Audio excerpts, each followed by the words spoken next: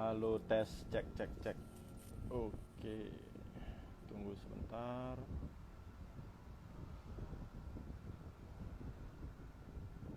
Anosmia, silakan bertanya di kolom komentar.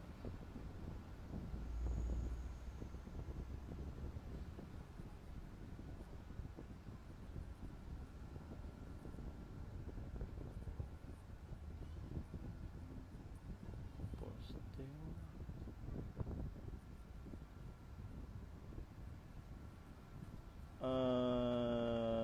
Nggak bisa dipin. Oke, ya udah. Baik, kita mulai saja.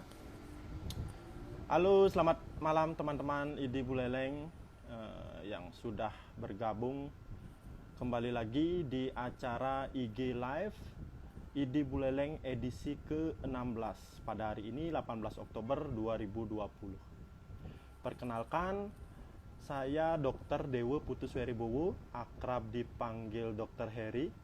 Saya adalah salah satu dokter umum di RSUD Kabupaten Buleleng. Saya juga membuka praktek pribadi di rumah, Jalan WR Supratman, persis di lampu merah Penarukan. Nah, malam ini kita akan membahas mengenai anosmia, kaitannya dengan COVID-19. Perlu diketahui ya teman-teman, pada bulan April, WHO dan CDC secara resmi mencantumkan gejala anosmia sebagai salah satu dari gejala COVID-19. Nah, apa itu anosmia? Seberapa parahkah anosmia yang terjadi pada penderita COVID-19 dan bagaimana penyembuhannya? Langsung saja kita undang narasumber kita, Dr. I Gusti Ayu Dwi Susantini, dokter spesialis telinga hidung tenggorokan, kepala dan leher. Beliau merupakan lulusan Universitas Udayana yang sekarang praktek di dua tempat, yaitu bersama saya di RSUD Kabupaten Buleleng dan RS Paramesidi. Baik, tunggu sebentar, kita undang saja dokter ini. Tunggu sebentar. Halo, Dokter Susan. Halo, selamat malam. Selamat malam, Dokter Susan. Bagaimana kabarnya malam ini? Selamat malam, Dokter Heri. Baik, Dokter Heri. Selamat Iya. malam, teman sejawat di Buleleng. Iya. Apa kabar, Dokter Heri? Baik, dokter. Saya ini dituntut untuk selalu sehat. Karena malam ini juga saya akan melanjutkan jaga di IGD, dok ya. Harus, Oh ya, harus selalu. Ya. Dokter Susan ini juga pernah menjadi senior saya di IGD RSUD Buleleng sebelum beliau melanjutkan studi ke Prodi THT Universitas Udayana ya, dok ya. Kurang lebih 4-5 tahun yang lalu, dok ya. Masih ingat, dok? Aduh, putus-putus suaranya. Halo? Iya, mungkin sinyalnya, dok ya. Sinyal, ya. Oke. Baik, Dokter Susan, malam ini kita diberikan kesempatan nih selama 1 jam untuk membahas gejala anosmia kaitannya dengan COVID-19. COVID-19, ya, betul. Oke, udah siap ya Dokter Susan? Oke, saya mulai ya. Untuk mempersingkat waktu, silakan Dokter Susan memberikan penjelasannya. Silakan, Dok. Oke. Selamat malam dulu semuanya, teman-teman yang nonton IG Live pada malam hari ini. Perkenalkan saya dulu, saya Dr. Susan, spesialis telinga hidung tenggorok, bedah kepala leher. Pada kesempatan kali ini, kita akan sama-sama ya membahas mengenai anosmia itu salah satu gangguan penghidup. Sebenarnya banyak macam gangguan penghidup, bukan anosmia aja. Ada anosmia, hiposmia, kemudian ada pantosmia, parosmia, dan presbiosmia. Tapi yang berkaitan dengan COVID-19, yang paling sering gejalanya yaitu anosmia dan hiposmia. Ya. Sebelum kita mulai ke gangguan penghidupnya, mungkin saya ingin ngasih gambaran ya mengenai kayak gimana anatomi dan fisiologi dari penghidup kita. Gimana sih kita kok bisa mencium bau gitu ya. Kalau organ-organ penghidup, sedikit gambaran ada pertama itu di rongga hidung. Di bagian rongga atap hidung kita itu ada namanya neuroepithel olfactorius. Di sana sebagai area olfaktori kita. Kemudian di sistem saraf pusat kita ada namanya bulbus olfaktori dan cortex olfaktori sebagai persepsi sehingga kita bisa membaui apa jenis bau yang kita cium. Ya, jadi gimana sih kok bisa kita mencium, akhirnya kita bisa mencium bau ya. Jadi bau itu dibawa kan dihantarkan oleh udara, masuk ke rongga hidung, kemudian berikatan di area olfaktorius ada mukus dan sel silanya, kemudian dirubah menjadi suatu rangsangan impuls yang nantinya akan dihantarkan, impuls itu dihantarkan sampai ke korteks di lobus frontalis kita. Nah sekarang kaitannya dengan kenapa kok akhirnya pada pandemi ini banyak terjadi adanya gangguan penghidup, khususnya anosmia dan hiposmia. Sebenarnya anosmia dan hiposmia itu bukan suatu hal yang baru ya di bagian THT. Jadi pada pasien-pasien seperti rinitis ataupun rhinosinusitis itu sering mengalami anosmia dan hiposmia. Tapi frekuensinya sedikit atau angka prevalensinya kecil.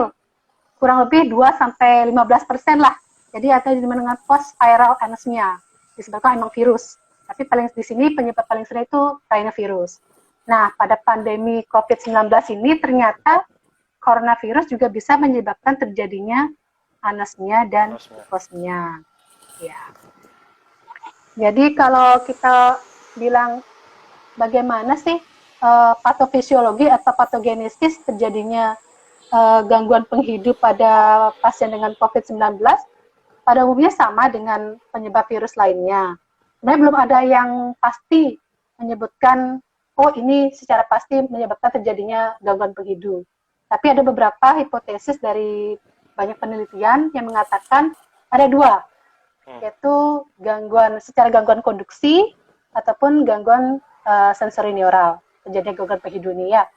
Kalau konduksi, namanya konduksi itu hantaran, kalau penyebabnya itu adanya hambatan udara yang masuk ke rongga hidung yang sampai mencapai area olfaktori. Jadi ada hambatan di rongga hidung kita. Misalnya, contoh pada pasien polip di hidung misalnya ya, ada pasien dengan bengkak pada konka atau udim pada konka hidungnya. Jadi udara yang masuk itu terhambat sampai ke area olfaktori kita. Nah kalau pada COVID-19 ini sebagai sekret atau lendir mungkin ya, betul, kalau misalnya ya, pilek gitu. Betul ya. Jadi ingus yang kental. Ya, sebenarnya kan hidung kita itu mengeluarkan mukus ya atau ingus ya, tapi dia encer, jadi melembabkan, fungsi untuk melembabkan mukosa hidung.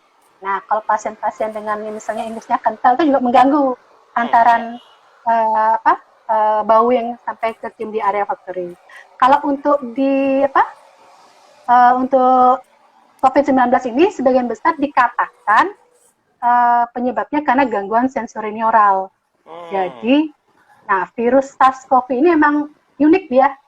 Jadi dikatakan bahwa dia kan punya protein ya di bagian envelope dari virus itu. Nah, reseptor dari SARS-CoV ini paling banyak di mukosa hidung.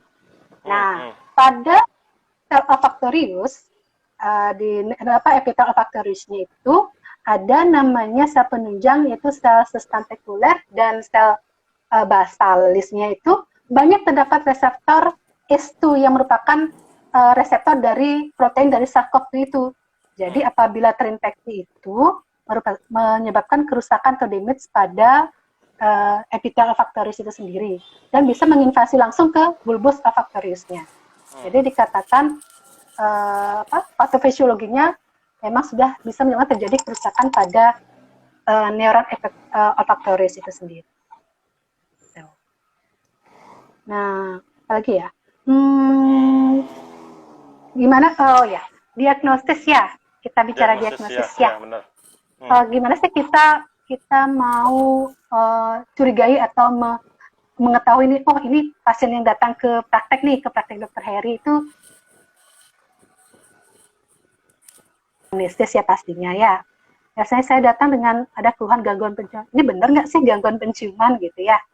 Nah, jadi kalau pada umumnya kalau kita di THT ada yang namanya tes objektif, yaitu sniffing test. Pernah dengar sniffing test? Oh iya Belum iya pernah iya. ya? Dulu pernah Dulu dengar, yang Dok, punya. tapi karena tidak pernah melakukannya lagi, Dok. Tidak pernah. Oke. Jadi kalau kita nggak lagi pandemi gini, untuk objektifnya itu sniffing test kayak pulpen ya, tapi ada bermacam-macam bau atau odoran yang dites ke hidung pasien. Tapi kalau masa pandemi ini kita nggak mungkin lakukan itu karena itu resiko penularannya sangat tinggi. Ya, jadi ada banyak sekarang ini yang direkomendasikan oleh beberapa asosiasi THT di Amerika ataupun di Eropa yang simple itu tes alkohol swab, pakai swab alkohol. Oh, Alkohol. iya. Jadi misalnya Karena di tempat mungkin praktek karena kimia kan. karena mungkin bau alkohol itu Gimana? khas ya, Dok, ya. Dan universal gitu, mungkin semua betul, orang. mengingat, ya. Sudah istilah punya memori lah, oh ini alkohol gitu ya. Dan apa bau itu sangat kuat juga alkohol ya. Jadi direkomendasikan sih untuk istilah dibilang rapid untuk screeningnya, untuk gangguan penciuman menggunakan tes alkohol swab. Caranya yaitu biasanya pakai penggaris. Kita kasih jarak dia 15 cm. Pakai apa tuh rata-rata pakai rata-rata 15 cm. Kalau kurang dari 15 cm dia tidak bisa mencium, sudah diindikasikan adanya gangguan penciuman. Jadi kalau misalnya datang nih ke praktek, semua bukan dokter THT aja, ke dokter umum, ke dokter spesialis yang lainnya, untuk tahu nih ada gangguan penciuman.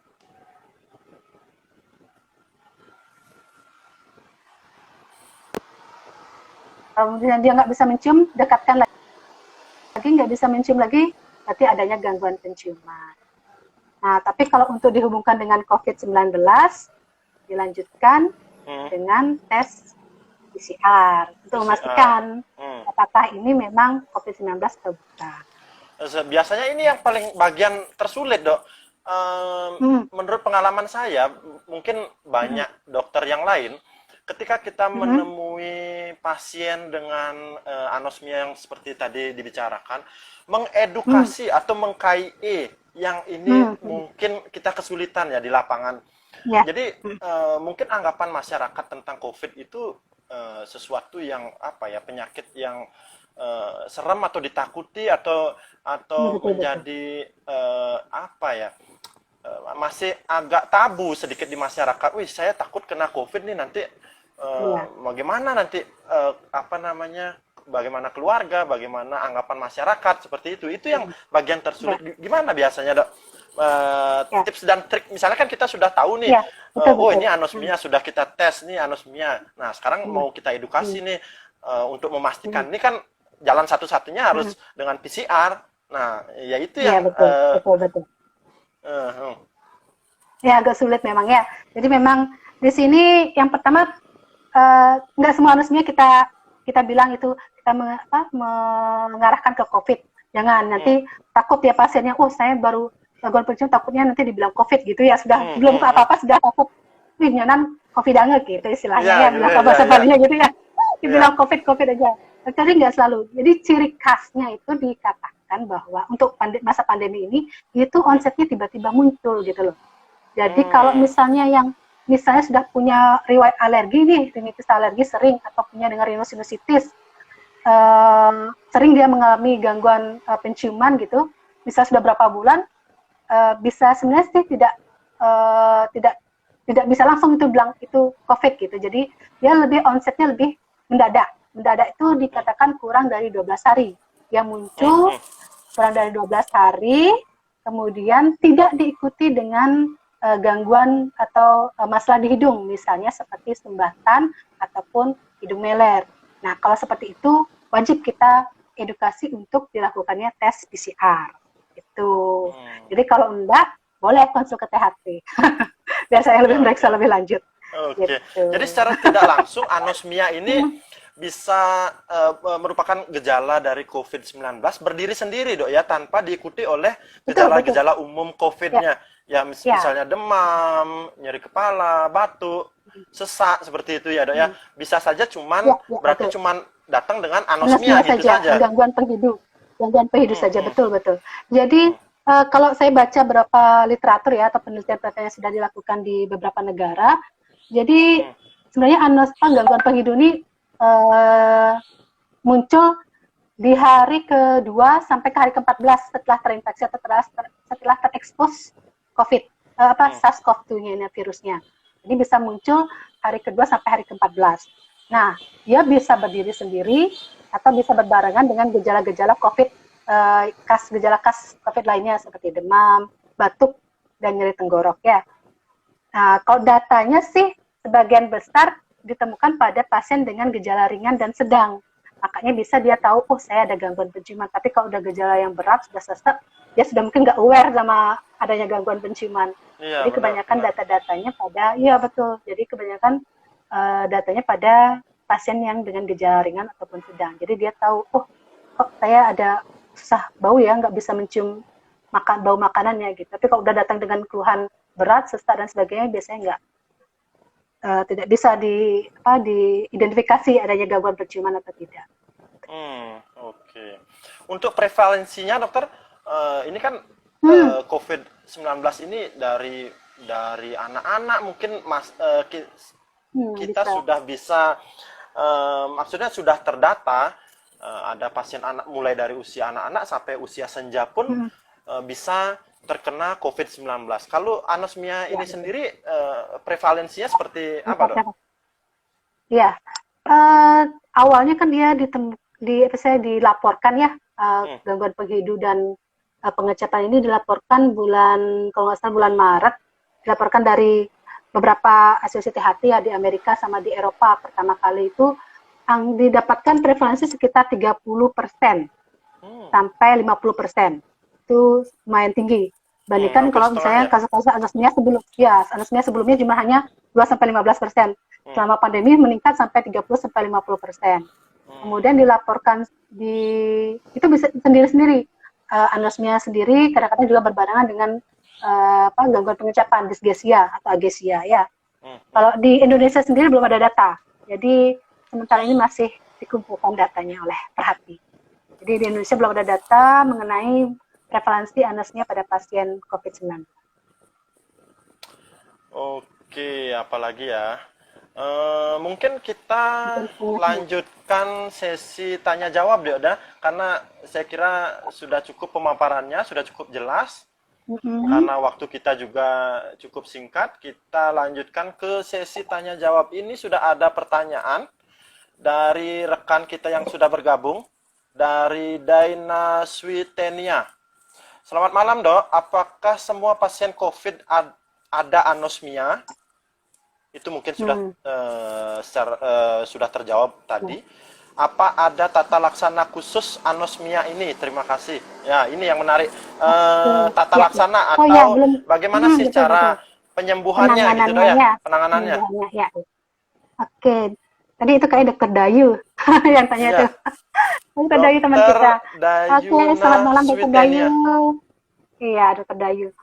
Oke, jadi nggak semua pasien COVID itu ada anosmia, tapi dikatakan pada gejala ringan dan sedang bisa didapatkan adanya gangguan penciuman dan gangguan pengecapan atau anosmia, hyposmia ataupun agesia. Dengan frekuensi yang saya sebutkan tadi kurang lebih 30% sampai 50%, tapi tidak semuanya ya. Dia bisa berdiri sendiri tanpa gejala yang lain. Nah, untuk penanganan, tadi saya belum jelaskan ya mengenai penanganannya ya. Untuk penanganan COVID-19 dengan gangguan penghidu sih sama, harus mengikuti tetap pedoman sesuai dengan protokol pedoman penata laksanaan COVID-19 yang dikeluarkan dari Kemenkes. Itu sama. Jadi untuk spesifiknya dari bagian THT sendiri direkomendasikan, ini rekomendasi ya, bukan suatu protokol atau pedoman penata laksanaan, bukan. Jadi berdasarkan beberapa literatur dan berdasarkan penelitian sudah dilakukan sebelumnya. Jadi Perhati KL kita merekomendasikan terapi atau penanganan adanya anosmia ini. Yang pertama itu pemberian kortikosteroid intranasal. Jadi sebenarnya sih di sini masih kortikosteroid. Kalau oral memang sudah tidak direkomendasikan. Kalau intranasal masih direkomendasikan pada pasien dengan gangguan penghidu yang disertai dengan gejala Kongesti misalnya ataupun Rinure. Itu bisa diberikan. Kemudian yang kedua yaitu nasal irrigation atau cuci hidung dengan larutan fisiologis. Jadi mungkin sudah saya sering menginformasikan kemarin di acara RRI saya memperkenalkan cuci hidung, dan di sini juga saya akan memperkenalkan untuk penanganan gangguan penghidung ini juga dengan salah satunya dengan cuci hidung atau nasal irrigation dengan larutan fisiologis NaCl ya. Kemudian yang ketiga yaitu dengan suplemen vitamin, dikatakan sih vitamin A, D, dan suplemen zinc juga membantu untuk perbaikan dari neoplastisitas neuroepithelial olfactory. Dan yang terakhir dengan ini pemberiannya direkomendasikan sih selama 2 minggu. Andai kata misalnya dalam 2 minggu itu misalnya dia sudah dinyatakan negatif COVID-nya, tapi masih mengalami gangguan penghidup, bisa dilanjutkan dengan olfactory training therapy. Olfactory training therapy atau terapi pencium. Ya. Sedikit saya jelaskan mungkin dengan ya. Bau, jadi dengan bau-bau yang. Iya betul. Jadi biasanya kita di pasien itu misalnya disuruh mencium bau-bau yang sudah dia kenal sebelumnya. Misalnya seperti minyak eukaliptus atau minyak kayu putih, kemudian lemon, kemudian yang menyengat itu yang khas itu cengkeh, gitu. Jadi dia terus melatih penciuman dia, walaupun dia pada saat itu belum bisa mencium, tapi terus dilatih selama 2 sampai 4 kali sehari 2 menit selama 2 menit. Jadi itu terus dilakukan sampai dia mencium bau tersebut. Gitu. Rata-rata sih sebenarnya pasien-pasien dengan gangguan penghidung ini recovery 90% recovery total, bagus dia membaik ya. Ya. Ya betul. Jadi dengan rata-rata waktu bervariasi. Ada yang 2 hari bisa sembuh langsung, ada 7 hari atau sampai 28 hari. Jadi dibilang sih range-nya 14 sampai 28 hari dia akan membaik total membaik ya. Yang jelas ini anosmia ini bisa sembuh secara total atau kembali penciumannya secara total gitu dok ya, bukan menetap gitu dok ya, jadi tidak usah khawatir. Belum sampai saat ini sih belum ada ya ditemukan sampai gangguan penghidung yang menetap tidak bisa mencium sama sekali terus-menerus tidak. Kecuali kalau ada faktor yang lain, penyerta yang lain. Seperti dikatakan nggak mungkin karena gangguan konduksi, ada polip, ada ya, betul. pembengkakan, atau bisa juga karena memang di bagian di saraf. Tadi disebutkan terapinya mengenai kortikosteroid spray dok, bisa dijelaskan lebih detail dokter, terapi kortikosteroid yang jenis apa, atau mungkin bisa merekomendasikan merek tertentu mungkin. Dan tadi dikatakan cuci hidungnya dok, bagaimana sih cuci hidung? Kebetulan ya bagaimana proses cuci hidungnya, seperti apa, menggunakan apa gitu, karena saya pribadi di praktek maupun di IGD ya belum pernah melakukan cuci hidung gitu. Kalau spuling telinga mungkin udah sering dok ya, karena terjadi korpal gitu dok. Kalau ini menurut saya belum pernah, baru saya pribadi ya. Sosialisasinya belum ada mungkin ya. Oke, untuk kortikosteroid intranasal. Jadi kortikosteroid kan fungsinya untuk membantu untuk peradangan ya, atau mengurangi pembengkakan. Jadi sebenarnya sih banyak mereknya, tapi isiannya ada mobetason furoat, ada fluticasone furoat. Ya, tadi saya nggak nyebutkan merek, tapi kandungannya biasanya itu. Ya, jadi jenis-jenis kortikosteroid intranasal yang biasa kita pakai, kandungannya ada mobetason, ada fluticasone. Tapi saya nggak nyebut merek. Ya, itu disemprotkan. Pemakaiannya 2 kali semprot kanan kiri 2 kali sehari. 2 semprot. Hidung kanan ya. Sampai kapan itu dok? Sampai maksimal gininya sih sampai 2 minggu. 2 sampai 3 minggu nggak masalah, nggak apa-apa. Oh boleh terus bisa, sampai terjadi gangguan anosmia ini dok ya? Bisa sampai dia membaik. Kalau udah membaik boleh di stop. Oke dok, mungkin tadi dijelaskan sedikit bagaimana prosesi cara atau prosedur cuci hidungnya dok. Oke. Nasal irrigation atau cuci hidung ya. Kalau sebenarnya sih ini bukan suatu hal yang baru di dunia medis. Kalau saya baca sejarah itu sebenarnya ada di Ayurveda loh. Ayurveda kalau kita orang Hindu itu di India, misalnya Hindu di India tuh dia menggunakan terapi cuci hidung dengan pakai air. Kalau orang Islam tuh air wudhu. Nah, bisa juga dibilang seperti itu. Jadi sebenarnya bukan hal yang baru ini cuci hidung ini. Jadi orang Hindu di India tuh sudah memperkenalkan dari zaman dulu. Habis itu di agama Islam juga mengenal istilahnya wudhu untuk membersihkan hidungnya gitu ya, hidungnya. Jadi kalau kalau prosedur cuci hidung sendiri di medis, ya itu harus menggunakan larutan fisiologis yang sama dengan konsentrasi plasma darah kita, biar tidak terjadi reaksi lah istilahnya ya. Nah tujuannya apa sih cuci hidungnya? Namanya cuci itu membersihkan pastinya ya. Membersihkan. Bukan tangan aja yang harus dibersihkan selama pandemi, tapi hidung sebagai istilahnya organ yang pertama untuk menetralisir zat-zat yang masuk ke dalam tubuh kita melalui udara harus juga dicuci gitu.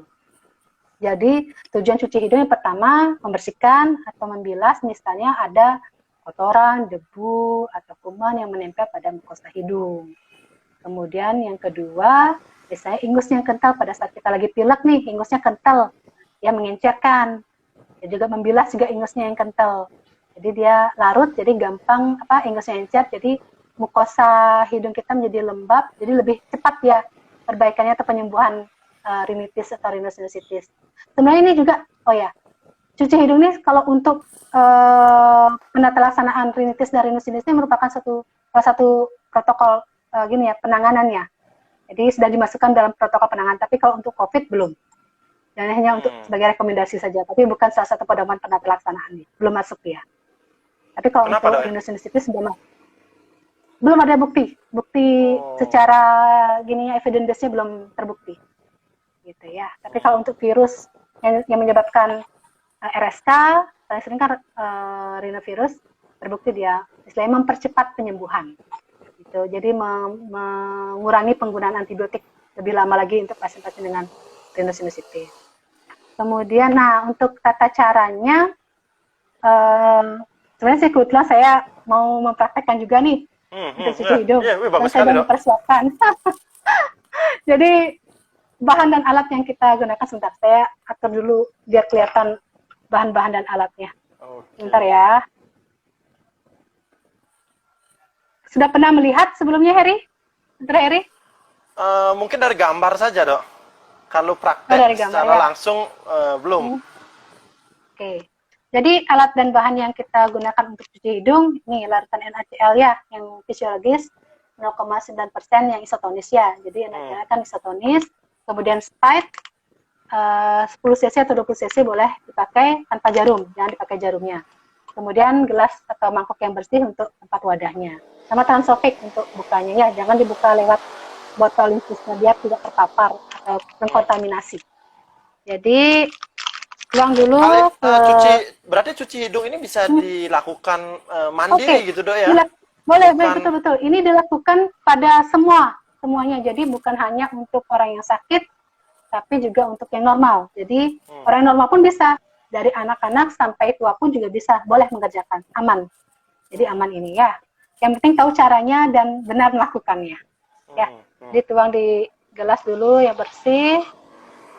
Oke, saya udah tuang ya.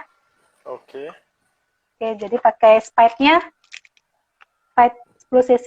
Sebenarnya sih ada sudah yang dijual bebas di luar untuk alat cuci hidung dan isi cairannya langsung. Ada yang seperti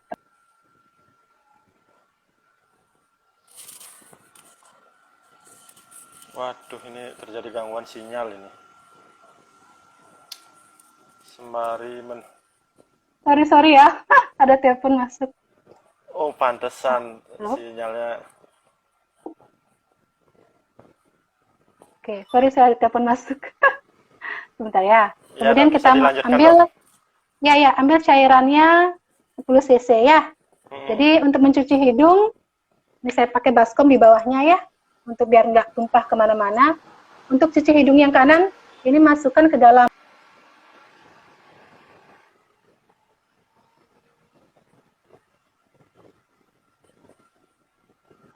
ada gangguan.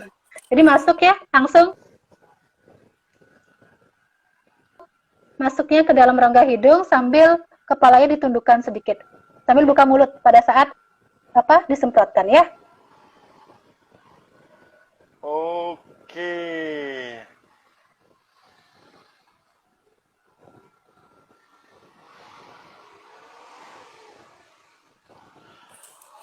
Yes. Jadi itu ya, 2 kali 20 cc 20 cc. Jadi minimal Rasanya sekali gimana, sehari untuk menjaga asin. Nggak perih, cuman rasanya kan karena larutan garam fisiologis, jadi rasanya asin. Cuman gitu. aman, jadi Iya. nggak perih. Cuman posisinya ingat jangan agak menunduk pada saat menyemprotkan, mulut dibuka biar tidak masuk ke pernafasan. Tapi kalau andai kata tersedak, misalnya masuk ketelan juga nggak apa-apa, ini kan aman juga. Ya. Tentunya juga alat Jadi dan sebenarnya bahannya sih mudah cuci hidung didapatkan, nih Dok ya. mudah didapatkan, kemudian caranya juga gampang. Jadi sebenarnya ini harus disosialisasikan sebagai promotif dan preventif, tapi preventif juga untuk mencegah mudah-mudahan sampai tidak terkena COVID-19. COVID-19 itu ya. Oke, Dok. Ini kita bacakan pertanyaan yang kedua dari Dokter Yuyun. Dok, saya pernah punya pengalaman dengan pasien anosmia akut tanpa gejala lain, tapi swabnya 2 kali negatif. Nah, riwayat kontak erat, apa ada kemungkinan lain atau bagaimana ya, Dok? Oke, ya. Jadi seperti saya katakan tadi, bahwa anosmia yang dengan tidak terbukti penyebabnya karena COVID-19 berarti ini, Dok ya? COVID-19, ya. Jadi sebenarnya tapi akut seperti gitu, saya Dok. jelaskan tadi, jadi iya betul. Gangguan penghidup itu banyak penyebabnya. Tidak bukan salah satunya ya COVID maksudnya ya, atau infeksi virus. Jadi penyebab lain terjadinya gangguan penghidup yang saya bilang tadi kan gangguan produksi, misalnya karena adanya rhinosinusitis misalnya, adanya polip di hidung. Itu berarti kan harus diperiksa lagi secara detail oleh sebenarnya saya harus THT, bisa dilakukan endoskopi kan untuk mengetahui kondisi bagian hidung dalamnya. Mungkin ada sekat hidung yang bengkok, bisa juga menyebabkan terjadinya gangguan penghidup gitu. Jadi sebenarnya memang harus dilakukan pemeriksaan lebih lanjut setelah misalnya kalau emang sudah negatif dari COVID-19-nya, bisa disarankan untuk pemeriksaan lebih lanjut ke THT ya, untuk tentunya ke dokter spesialis THT, Dok ya. Ya betul, nggak mungkin kan. Jadi banyak kemungkinan penyebab lain terjadinya gangguan penghidup selain infeksi virus di hidung. Iya, sementara belum ada pertanyaan dari rekan-rekan yang sudah bergabung. Silakan bisa bertanya di kolom komentar, nanti akan saya bacakan. Mengenai anosmia, dokter, ini kan kehilangan kemampuan untuk mencium, Dok ya. Sering saya temukan di lapangan gitu, anosmia plus ada gangguan pengecap juga, Dok. Apakah ada keterkaitan atau yang namanya dysgeusia, Dok ya, yang biasa kita kenal dengan istilah dysgeusia. Ada kaitannya, dokter, antara anosmia dan dysgeusia ini, Dok? Ya. Jadi indera penciuman itu sangat berkaitan dengan indera pengecapan. Ya. Jadi kalau penciuman itu ya yang mempengaruhi, yang berperan istilahnya kan saraf olfaktoriusnya. Jadi untuk pengecapan, istilah cita rasanya banyak. Kalau untuk pengecapan itu banyak istilah sabut saraf yang berperan di sana. Salah satunya itu olfaktorius. Jadi ada olfaktorius, ada trigeminus, ada nervus 9, hipogus, dan nervus 10. Jadi misalnya kalau kita makan nih, kita ngecap, itu dari makanan atau cita rasa makanan itu bisa dihantarkan lewat retronasal namanya. Jadi penciuman kita bisa dari ortonasal ataupun retronasal. Nah, retronasal ini bisa kita makan sesuatu, bisa dihantarkan langsung dari belakang ke hidung kita. Jadi kalau misalnya nafas olfaktorius kita terganggu, dia akan mengganggu juga rasa makanan yang kita makan. Biasanya merasakan hambar, jadinya tidak ada dia nggak bisa jenis apa sih rasa ini gitu, dia nggak tahu rasanya. Jadi memang berkaitan, sangat berkaitan karena saraf untuk cita rasa dari pengecapan itu salah satunya yang berperan itu olfaktorius. Gitu. Jadi apalagi kalau data itu menunjukkan hiposmia, anosmia dan agesia itu berbarengan ya. Jadi tapi ada juga yang berdiri sendiri cuma anosmia saja tanpa disertai gangguan pengecapan. Tapi memang secara anatomi memang berkaitan dan fisiologinya berkaitan. Kemudian dari rekan kita Niwayan Yuliandari. Selamat malam Dokter Susan. Saya ada pertanyaan mengenai cuci hidung rutin. Seberapa efektif untuk mengurangi kemungkinan infeksi COVID? Mengurangi kemungkinan infeksi. Berarti untuk preventif ini, Dok ya. Kemudian apakah cuci hidung dengan apa ini tadi? Cara gelose benar-benar direkomendasikan? Oke, sebentar ya. Untuk pertanyaan pertama mungkin dulu ya. Seberapa efektifkah untuk mengurangi kemungkinan infeksi COVID? Kalau untuk secara data evidence base-nya belum terbukti. Jadi belum terbukti untuk cuci hidung mengurangi kemungkinan infeksi COVID belum terbukti secara efektif mengurangi infeksi ya. Tapi dikatakan ada beberapa penelitian yang sudah dilakukan cuci hidung karena viral load terhadap COVID di mukosa hidung itu tinggi. Khususnya kan dia paling banyak atau paling tinggi di bagian hidung atau nasofaring ya untuk lokasinya. Jadi dikatakan dengan cuci hidung itu bisa mengurangi viral load dari SARS-CoV-2 ini. Jadi mengurangi transmisi ataupun penularan nantinya. Gitu. Tapi itu pun belum terbukti secara meta-analisis istilah kalau dari penelitian ya, belum terbukti secara pasti. Tapi dapat tidak ada salahnya istilahnya untuk melakukan cuci hidung walaupun secara epidemiologi belum terbukti untuk mengurangi infeksi COVID-19 ini. Kemudian karagelose ya. Dan sebenarnya saya belum pernah. Maaf ya Dokter Yulia, saya belum pernah mendengar cuci hidung dengan karagelose ini. Saya cari dulu ya nanti ya. Mungkin saya gini pribadi sama Dokter Yuli ini. Karagelose itu. Saya belum baca. Untuk ya, oke, enggak apa-apa Dok.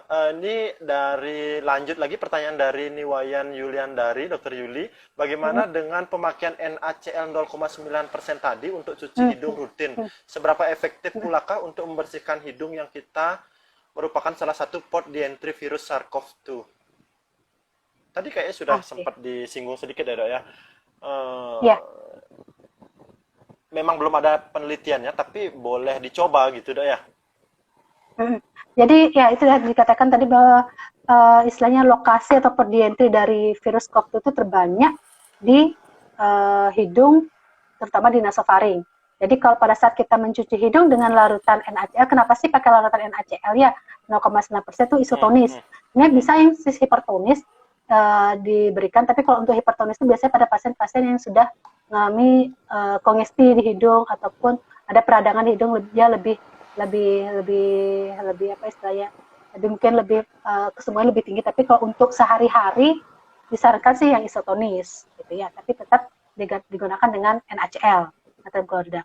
Nah, untuk itu efektif tidaknya itulah dengan cara cuci hidung yang membilas dari depan sampai ke belakang. Itu kan sampai bentuk hidung kita itu kan memang piramid, tapi di belakangnya itu dia seperti huruf U kita bilang. Jadi berhubungan antara hidung kanan dan hidung kiri. Jadi pada saat kita mencuci hidung kanan, air yang bilasnya itu bisa juga membilas sampai ke hidung kiri. Jadi secara tidak langsung kan nasofaring itu berada pada bagian belakang hidung. Nah, jadi secara tidak langsung istilahnya, bukan secara tidak langsung, andai kata itu virus, kotoran atau debu yang menempel bisa terbilas juga. Tapi untuk spesifik untuk COVID-19 ini belum ada bukti yang gitu untuk apakah menurunkan efektif menurunkan infeksi atau mencegah infeksi COVID-19. Ya, hanya disarankan saja menjaga kesehatan hidung kita. Dia tetap bersih. Lanjut lagi dari dokter Yuli. Contohnya betadine nasal cold spray, dok. Bagaimana, dok? Tanggapannya, dok? Apa? Apa? Maaf, maaf. Dokter Yuli berkomentar contohnya betadine nasal cold spray. Betadine. Betadine nasal cold spray, dokter. Oh, betadine ya. Kalau kandungan povidone iodin untuk nasal spray tidak dianjurkan. Kita dari THT tidak menganjurkan penggunaan iodin sebagai larutan pembersih di hidung. Karena kandungan iodin itu dapat merusak mukosa epitel di hidung. Jadi kita tidak merekomendasikan untuk cuci hidung. Meskipun ataupun di untuk sini spraynya, dok ya, spray ya, juga ya, tidak walaupun spray, direkomendasikan, dok ya. ya, tetap ya, karena kandungannya ada iodin. Baik, belum direkomendasikan ya. Jadi akan dikatakan bahwa betadine ya gargal dikatakan untuk mencegah untuk membersihkan rongga mulut gitu ya. Itu bisa dikatakan. Nah, jangan istilah kalau untuk hidung jangan sekali-sekali coba untuk di hidung ya. Karena ada beberapa penelitian yang mengatakan bahwa iodin itu merusak mukosa dari epitel di hidung kita.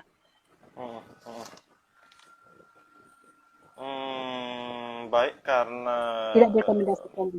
Ya, sepertinya tidak ada pertanyaan lagi dari rekan-rekan. Sebentar, ini sepertinya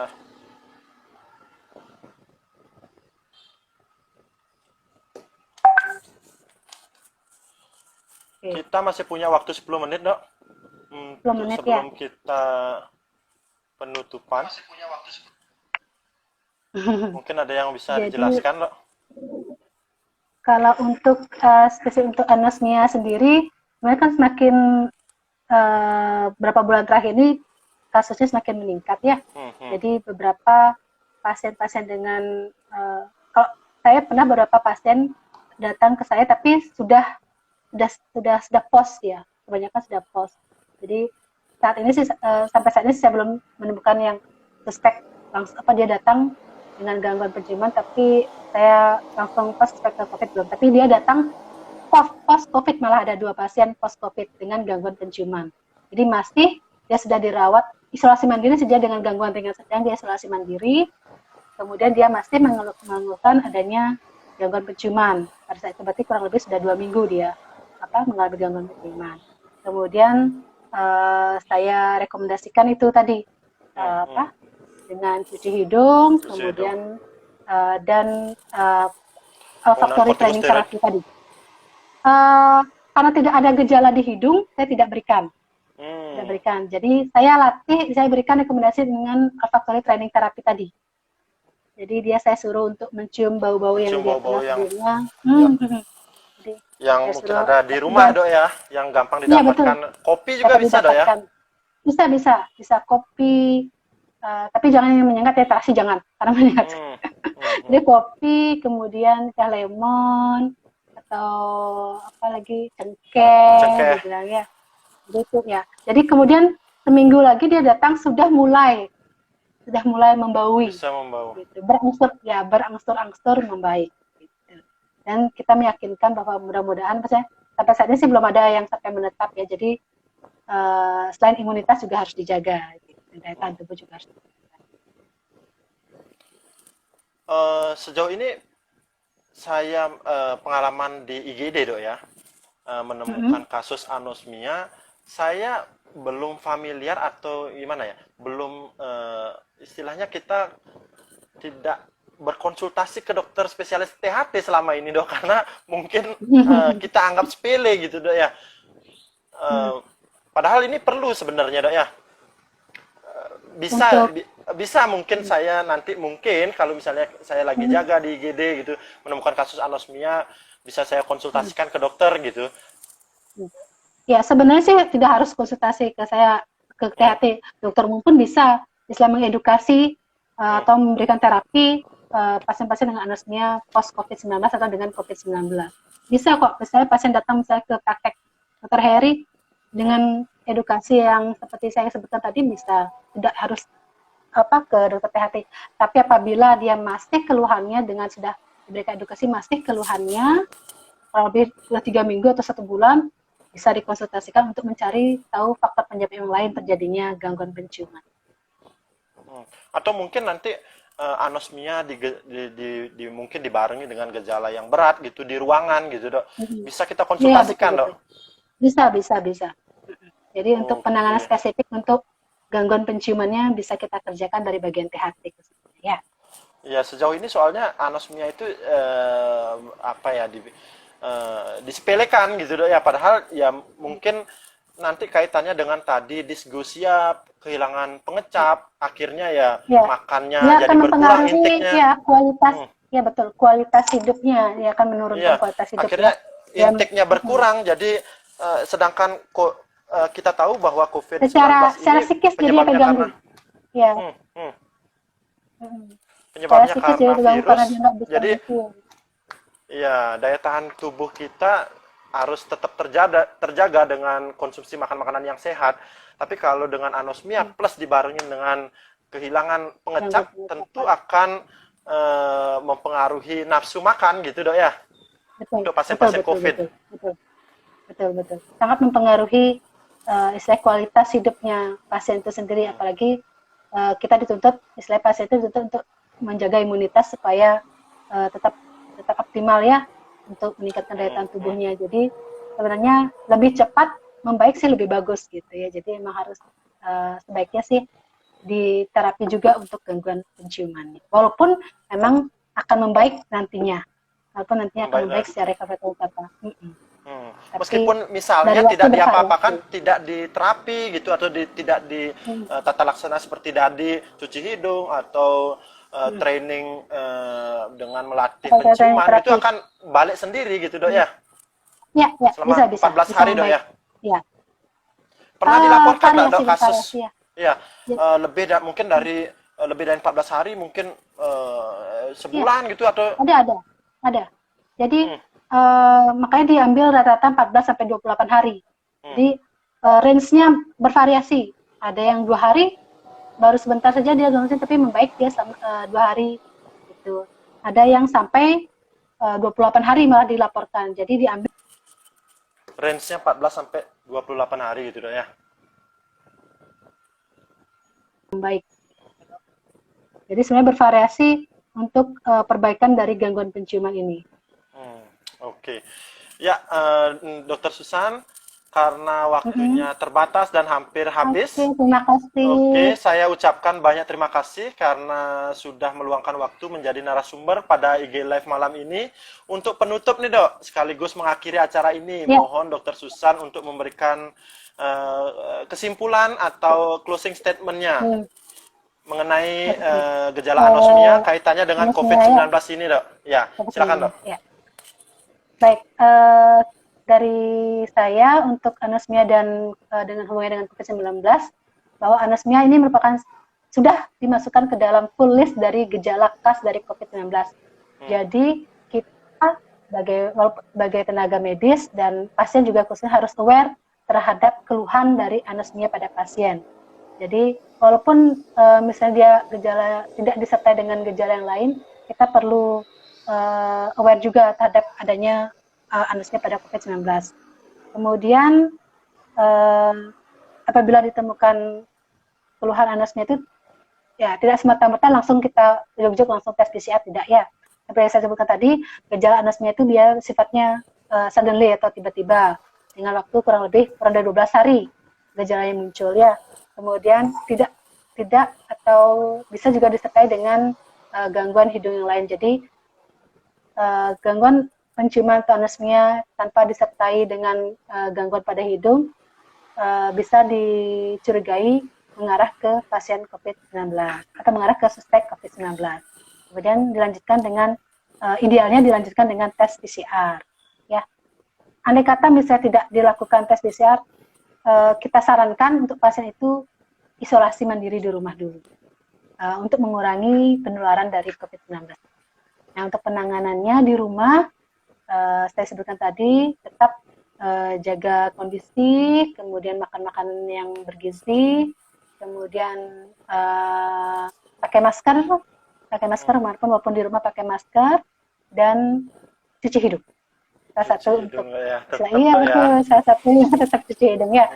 Dan belajar untuk apapun training terapi dengan tetap membawi apapun yang ada di rumah, terus membawi. Jadi untuk melatih atau istilahnya dibilang memperbaiki neuroplastisitas dari neuroepithelial factories tersebut.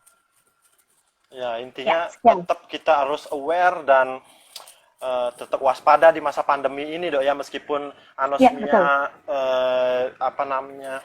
gejala yang mungkin ringan, tapi ya tetap harus kita waspadai gitu, Dok ya, karena ini kaitannya dengan pandemi COVID-19. Ya, meskipun ada pasien gejala anosmia, iya benar, tapi kita punya keluarga di rumah, punya teman dekat, bisa saja kita cuman gejala anosmia ternyata positif COVID, akhirnya menularkan ke orang-orang.